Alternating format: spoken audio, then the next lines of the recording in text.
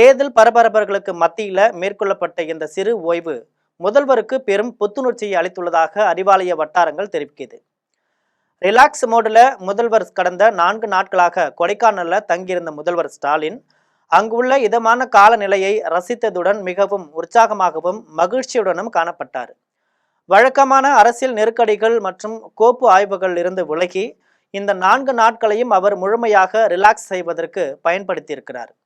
தன்னை சந்தித்த அமைச்சர்களிடம் பேசுகையில இந்த விடுமுறை தனக்கு மிகுந்த மன நிறைவை தந்துள்ளதாகவும் உடல் ரீதியாகவும் மன ரீதியாகவும் தன்னை புதுப்பித்துக் கொண்டதாகவும் அவர் நெகிழ்ச்சியுடன் பகிர்ந்துகிறார். டெல்லி சோர்ஸுகள் தந்த நற்செய்தி. முதல்வர் கொடைக்கானல்ல ஓய்வு இருந்தாலும் அவரது கவனம் தமிழக தேர்தல் முடிவுகள் மற்றும் அது குறித்த தேசிய அளவிலான பார்வையின் மீதே இருந்தது.